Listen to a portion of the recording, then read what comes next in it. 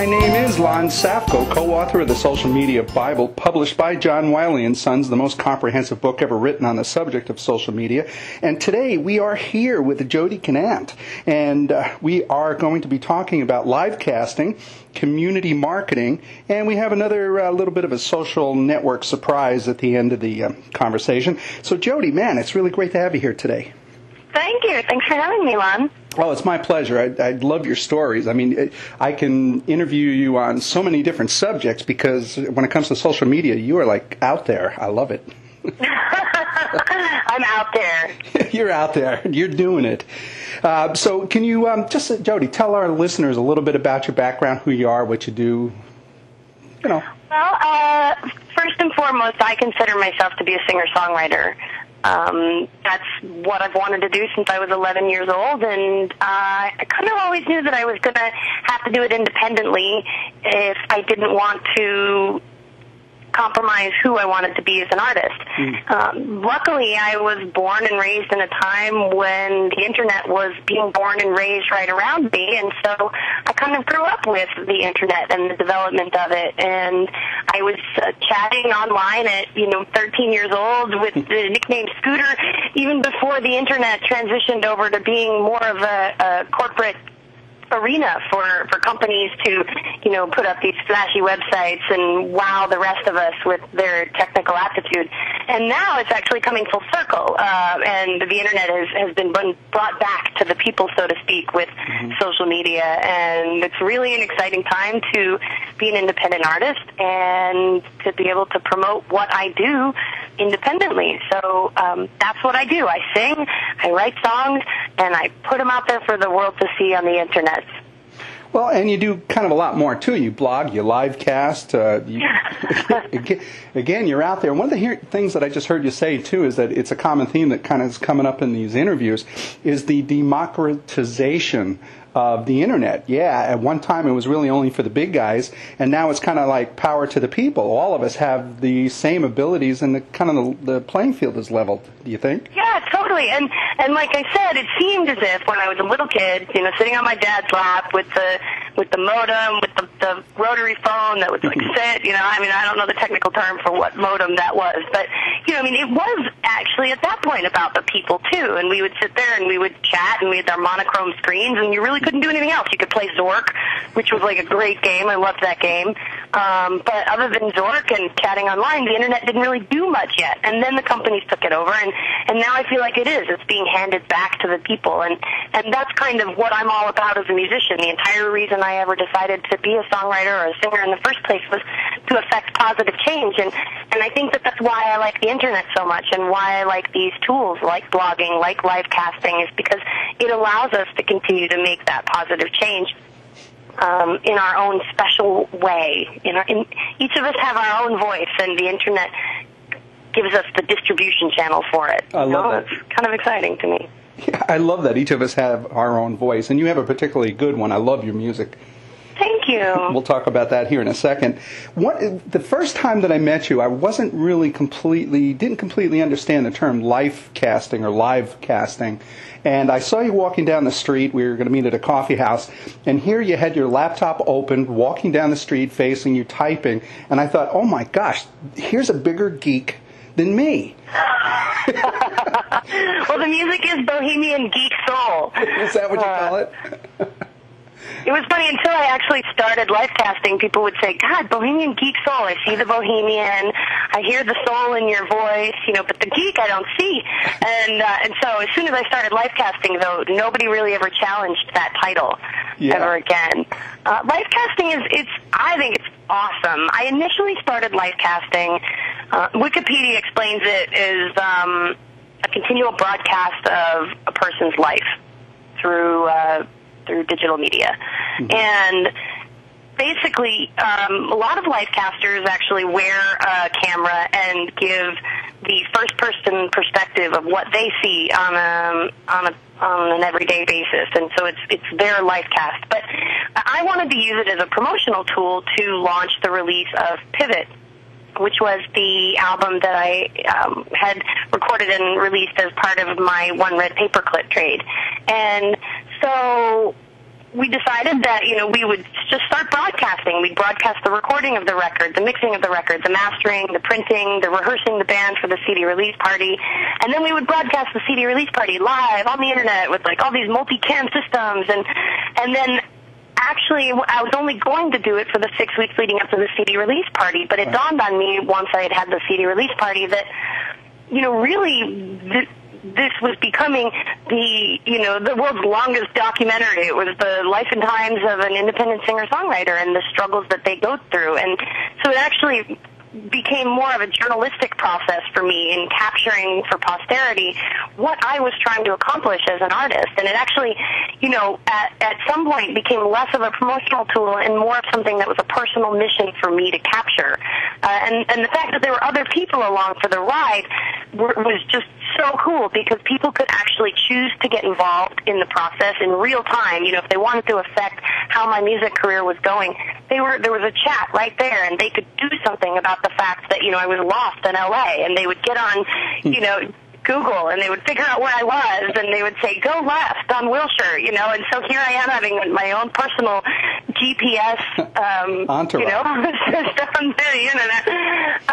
Or they could just sit back and watch the show. And what else dawned on me was that even though I had started using it as a promotional tool, was that without even knowing it, just in the way that we were handling the situation, we had started to create a community. Yeah. And so then all of a sudden there were hundreds of people that would just come by on a daily basis to get a smile.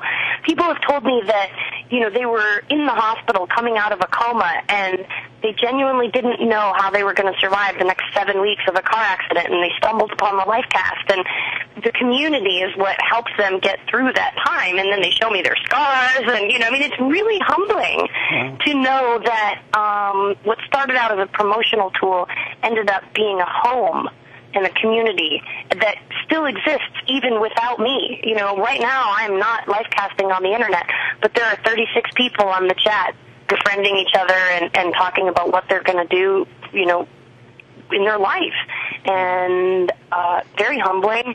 And it's not just broadcasting if you do it right. If you do it right, it's actually community building, and probably the most enriching experience I've ever done for myself.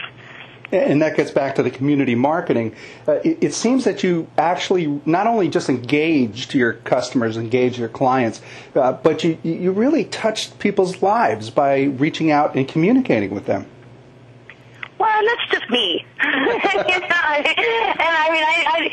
You can use community marketing toward whatever, and people see fit. But in my particular sense, it was interesting. Anonymous, E-Bombs World, rated the chat room on the second day that I was live casting, and they actually rated Ustream, and it was a huge problem. The internet was rating Ustream, and there weren't all the moderation options that are available in the chat now, but it just really took over. And at that time, I just laughed it off, because, of course we all encounter trouble, and it's the big bad internet, and it's scary out there, and, so they're saying there's a van parked out of your house, outside your house, and do you have curtains, and do you have a dog, and saying some things in general that weren't so nice, taking physical features and making sure to point out the flaws.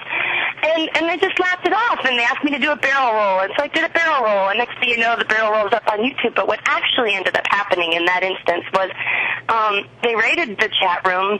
They came on, and instead of being threatened by them, I embraced the silliness, I embraced the lulls, and what ended up happening is it gave me my initial audience.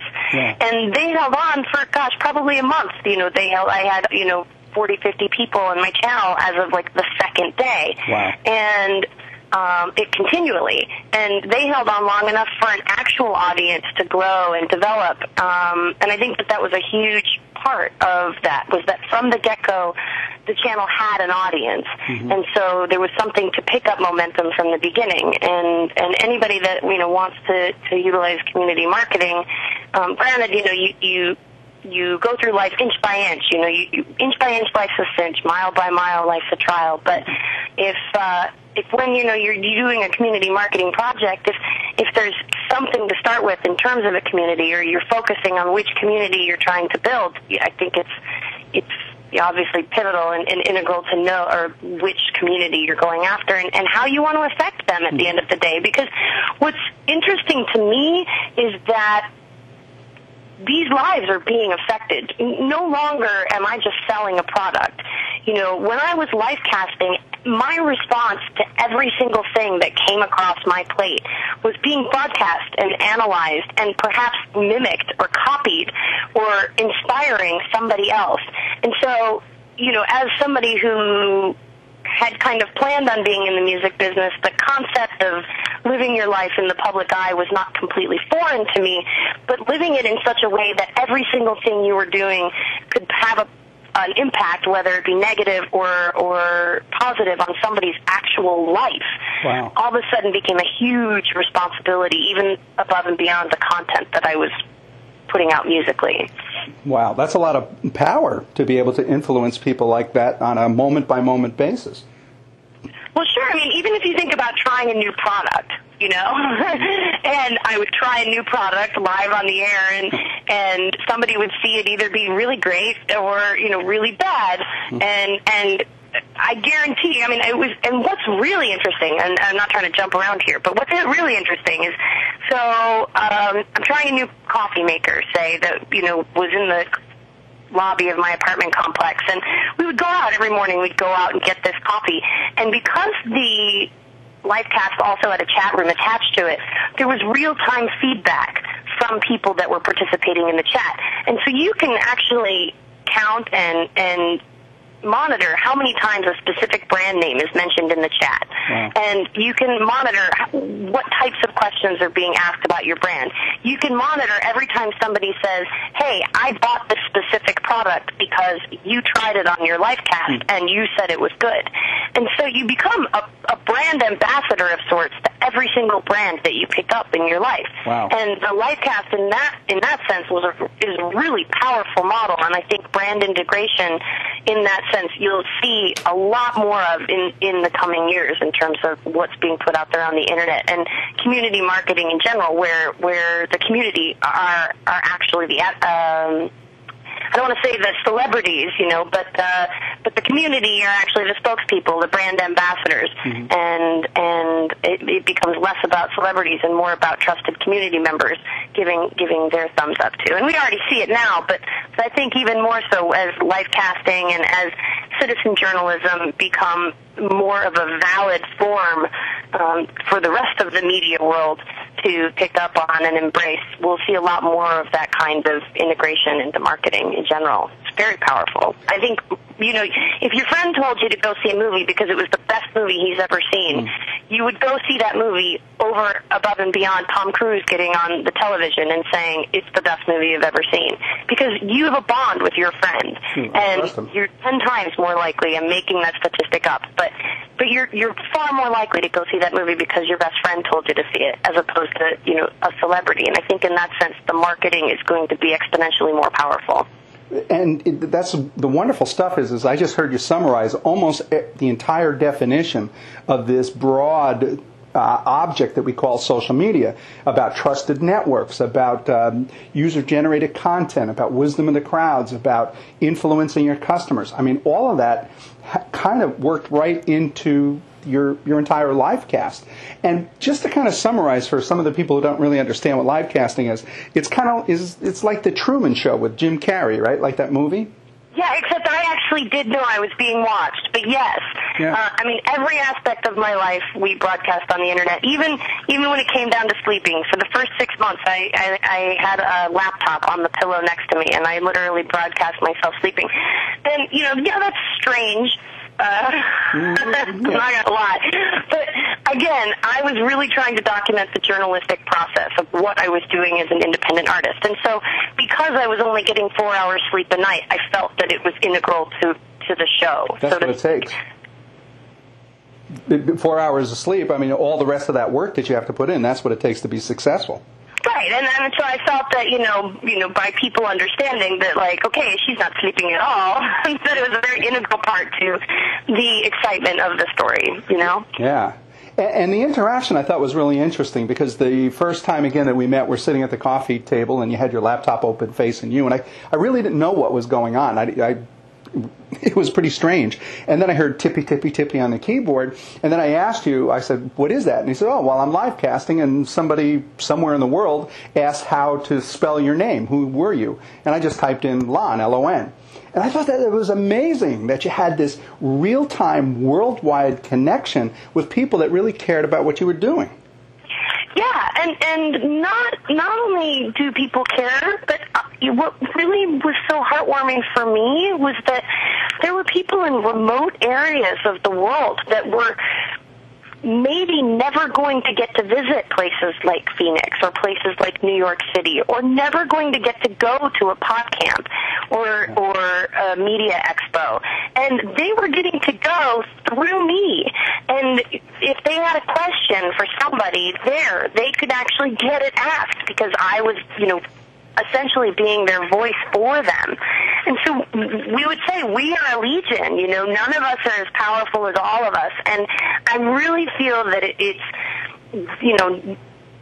slogans like that we all embraced as part of a community that made us feel like none of us were as powerful as all of us, and that we do have a mission and we do have a purpose. And if the internet is responsible for bringing power and purpose and community back to our planet, how cool is that? It's technology and community, my two favorite things. What else is interesting too is that you mentioned that they asked you, how do you spell your name? And you said L-O-N. Well, what we would always do is, we were never a channel where we felt that other channels were competition. And I feel like that's a very important that's very important to embrace. Mm-hmm. That, the blogger next door is not your competition, or the vlogger next door is not your competition. And so you would come in and say, hi, my name's Lon, and then we would create a command for you in IRC, and, you would type @Lon, and then, your website would come up, and we would promote. We had hundreds and hundreds of commands where what was cool about that is people could say, well, if they were new to the chat, who is this girl? And you would type in @who, and they would say, Jody Gnant is a singer-songwriter that lives in Phoenix, Arizona. Or, who's this guy that Jody's talking to? And they would say, @Lon, and then, it would say, Lon is the most baddest man in social media, writing the social media Bible, and it's going to be a huge bestseller, and he's going to take everybody out to dinner when he's a bajillionaire. Hey, wait a minute. This is on tape now. This is being recorded. That's why I said it. I want you to take me out when you're a bajillionaire. And we all want drinks. Everybody that's given an interview, we want a party. You got a deal. When you're number one on the New York bestseller list, I'm negotiating a party for us. See, I love the way you do business. Well, being a live caster, you do realize that the power of actually broadcasting while you're negotiating is huge. I love that.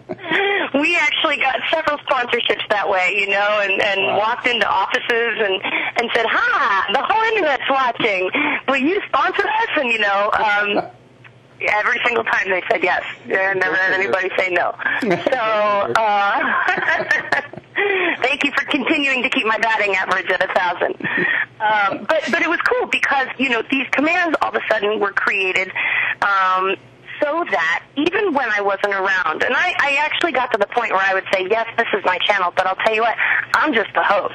Yeah. This is our channel, and I actually am just the host. It's kind of like hosting a party. So people could promote brands for me while I wasn't even there.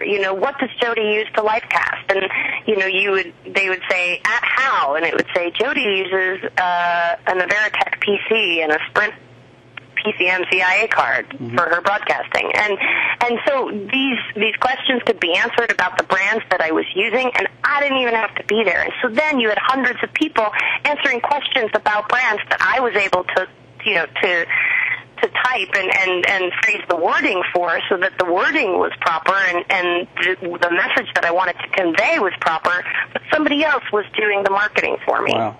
It was kind of like you were the host of a party, and all these conversations were taking place because it was a common meeting place. It's a reason to get together. Totally, and it's all trackable, and it's all, you're able to tell, like I said, how many times the brand name was mentioned in a 24-hour period, how many times the link was clicked through. You're able to do polls where you can actually, quiz viewers on what they want to see next or how they'd like things to, how they'd like to see a new product being developed. Even in terms of my songwriting, I was like, hey, do you like this line? Do you like this line? But then, you put these polls up, they've got up to like 4 choices. You end the poll, and the results are emailed to you, and you have real-time statistics of the people that are actually your customers. It blows me away. Totally blows my mind, the potential of live casting. And I always say live web video is end game. That's it. And the user-generated content. When we first started doing the Social Media Bible, we went out to 1,000 people and we said, what would you like to see? And what we heard was something that no publisher has ever published. 3 business books in one. A tactical book that explains all the different kinds of social media. A guide in the center that lists all of the major players, and then a strategic book at the end. This is how you apply it to your company to make money. And nobody's ever thought of putting 3 business books together, but it gets back to this user-generated content. Ask your customers what they want, give it to them, and you can't fail. Well, it sounds like you've got all the testaments wrapped up into one Bible. Yeah, got my fingers crossed. This was 24 hours a day. Testify for you. You did this 24 hours a day, 7 days a week. How long were you able to pull this off? It sounds like a monumental task. Yeah, 24/7, I was able to do it 9 months. And then after about 9 months, I wanted to make it to a year, but after about 9 months, I had to take a few days off. Honestly, it was very, very hard. Yeah. It was probably the hardest thing I've ever done in my life. It was not the smartest thing for me to do physically. It was, really taxing. Mm-hmm. And it was a full-time job in and of itself. And, I think that people that are creating content on the internet and actually trying to make a living off of it, that's a full-time job in and of itself, and a full-time art form. And I was also trying to actually be a music artist at the same time, and so it was kind of like 3 full-time jobs. Yeah. And there's the speculation of people thinking that they know everything, and me actually trying to maintain some semblance of privacy for the people that I care about in my life. So I took a lot of hits where people would think that something was one way, but it actually wasn't, and I was protecting the privacy of a loved one, and I got some good advice from Moby this year, and he said, don't take yourself seriously, but take your music seriously. Yeah. And I think that could be said about any craft, including blogging and marketing, is that if you don't take yourself seriously but you take your craft seriously, you can't lose. And I just tried to keep that in mind at the end of the day when people were speculating at how long it had probably been since I had a boyfriend. Well, yeah, that of course is the next question. I mean, how do you smooch without everybody staring at you? Well, like I said, I was sleeping live on the internet. Yeah. So, yeah, and I had my monitor at full brightness because, here I'm like, no, they've got to be able to see. I didn't go as far as, the night vision cam. I thought that always looked very strange, but, it was an experience. That's a lot of responsibility. Yeah, because when this recording is over, I hit stop, hang up the phone, and I can go do whatever I want. Nobody's really paying any attention. And if you screwed up, you could edit it. That is it. You can't edit live life. And that's what I would always say is this is not a dress rehearsal, kids. This is life. And I think that's also what people loved about it was that there was the constant pressure to actually do well every moment because you knew that it was having an impact. And you also knew that even if I wasn't recording it, somebody else might be. Right. So, it's humbling. You wake up and your hair's all over the place, and you haven't had your coffee yet, and there's 45 people there wishing you good morning, and it's very humbling. But you know what? It was honestly the most enriching thing I've ever done, and I've met people through life casting that I'll know for the rest of my life, and it's created some of the richest relationships for me that I didn't even expect. Like I said, I thought it was a promotional tool, and it ended up being a community circle that I don't think is going to be going anywhere anytime soon. We're still building on it. That sounds like it changed your life? It totally did. Totally did. 9 months. Is that some kind of a record? Is there other people out there that are doing this? I don't think it's a record. I think it's a really long time. Justine says that 1 month of life casting is like 6 months of real life. And I totally agree with her. It was, I had a camera on me 24/7. Yeah. And, so I don't think it's a record, and I'm still life casting. I'm just not doing it 24/7. Yeah. I am looking for more technology sponsors because I actually want to set up, multi-cam system, and I loved it, but I do want to have more control over it. And honestly, it wasn't actually the life casting that was hard for me.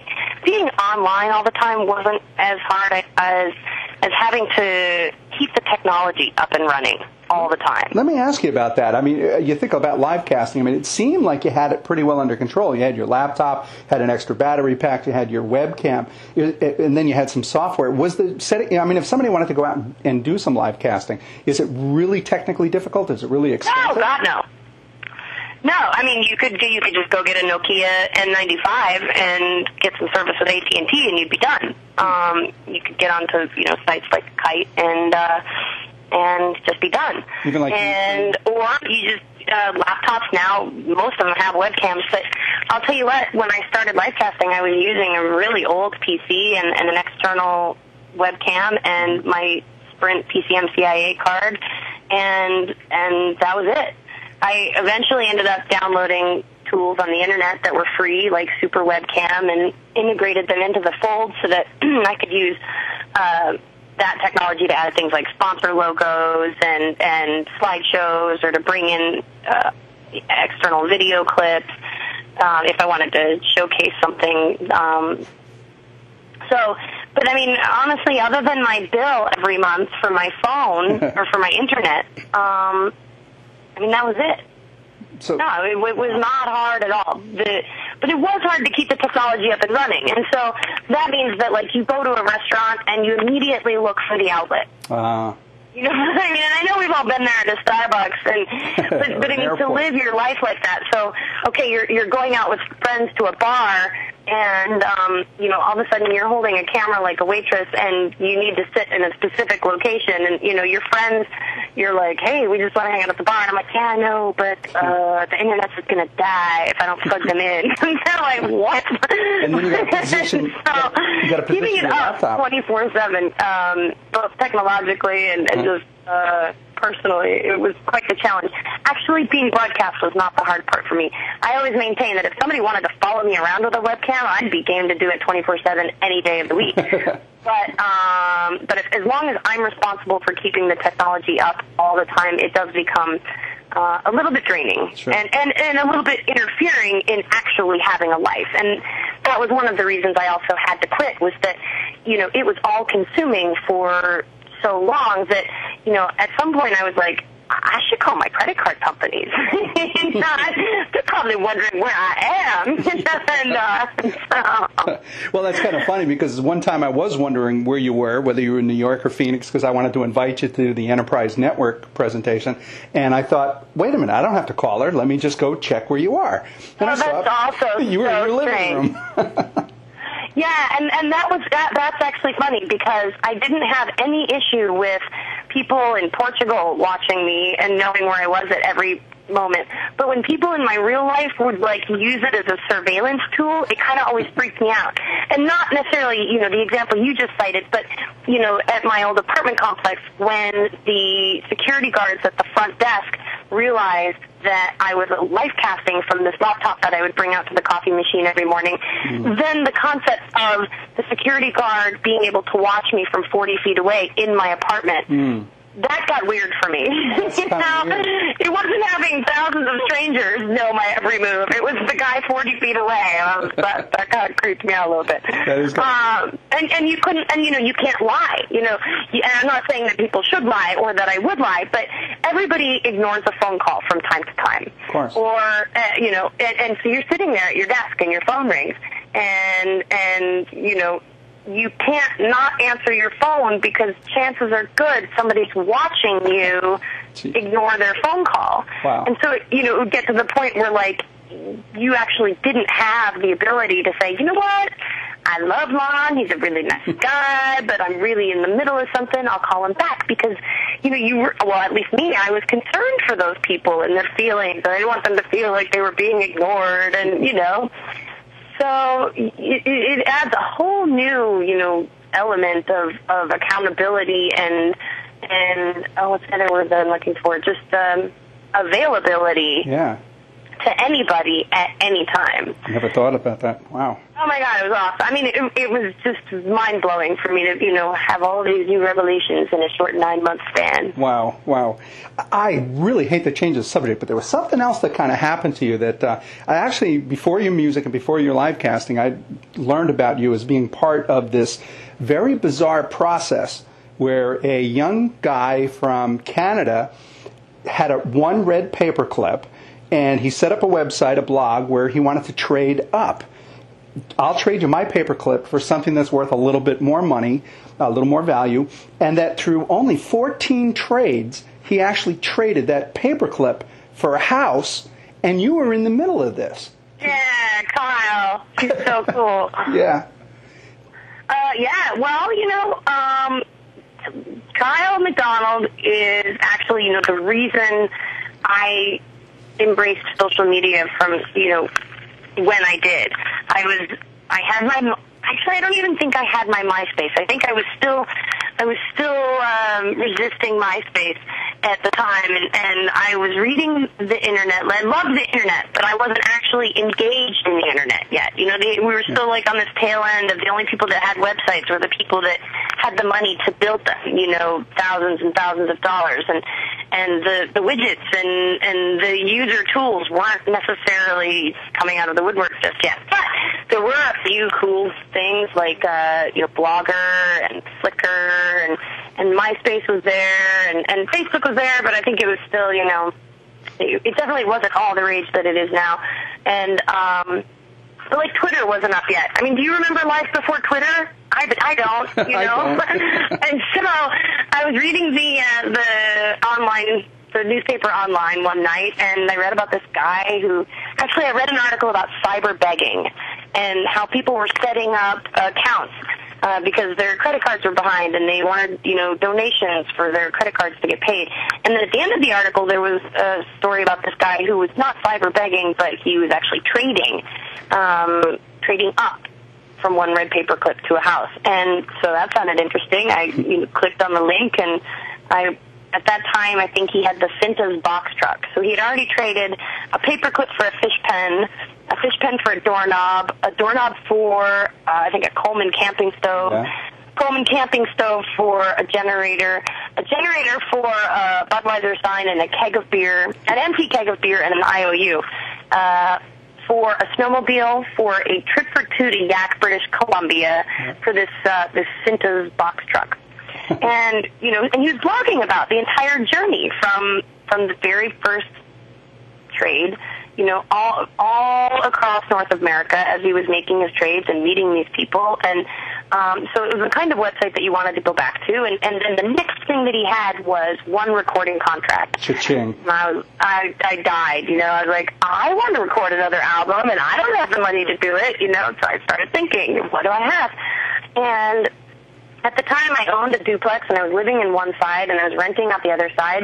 And I thought, you know what? I'll move out of the side I'm living in. I'll go live in my studio, and I'll offer up this side to Kyle. I'll offer him a year of free rent for this recording contract in Phoenix, Arizona.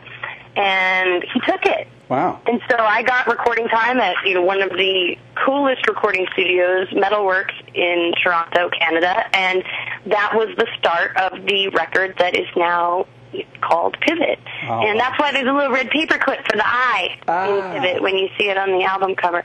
And so he went on. And actually, the girl that I was renting to next door looked at me and was like, well, why am I paying you rent, Jody, if Kyle, you're giving this to Kyle? So she asked her boss, she said, hey, will you trade with this guy so that I can have a year of free rent? And will you spend the day with this guy? And he was like, sure. And so her boss, she actually works at Cooperstown restaurant in Phoenix. And so the next thing he traded for was a day with Alice Cooper. And he made 3 more trades. And he ended up getting a house, free and clear, 1 year to the day that he put up the first paperclip on Craigslist. Is that the most amazing thing? And you were part Totally of it. Awesome. Totally awesome. What else is cool is that about the time that Kyle made his trade with me, he realized that in addition to getting his own goal, and Kyle actually always wanted to be a writer too, and so this book, this blog is now signed to a book deal, and this book is now out on for sale with Random House, and I think DreamWorks optioned it as a movie deal. So in addition to getting a house free and clear, Kyle's dreams of becoming a writer, published author, have come true. And about the time that he made his trade with me, he realized that in addition to his own dreams coming true, now he was starting to expect change for other people, like myself, who, were now getting to complete their album, or for Leslie, who was now getting to live for a year rent-free. I mean, what could she do with her life with no rent for an entire year? And then he traded that day with Alice Cooper for a Kiss snow globe, not because it was a good trade, but because the guy that wanted to make the trade had always wanted to be a concert photographer. And he knew that, being able to go out for a day with Alice Cooper and photograph him at a concert could potentially change his life. And he traded the Kiss snow globe with Corbin Burnson, who offered one movie role, paid movie role, lead role in a movie that Corbin Burnson was producing and directing.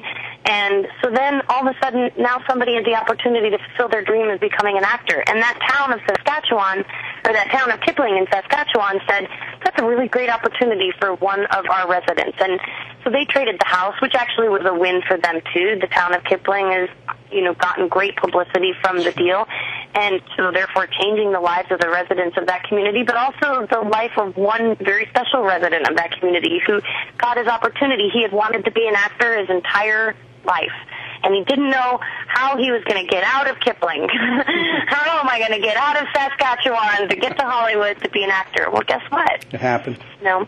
And that, I think, also was a really, really big message for me in terms of the power of the Internet and the power of these crazy schemes that we're all coming up with, is that, they've got the ability to market ourselves, and they've got the ability to make, dreams come true for ourselves, but they also have the ability to make other people's dreams come true.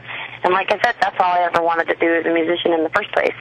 So, they just fit really well together. Yeah, OneRedPaperclip.com. I love it. Yeah, OneRedPaperclip.com to find out more information. I hate to wrap this up. I love talking with you. Can you tell our listeners where they can find out more information about you and Wild Eye Entertainment and your music?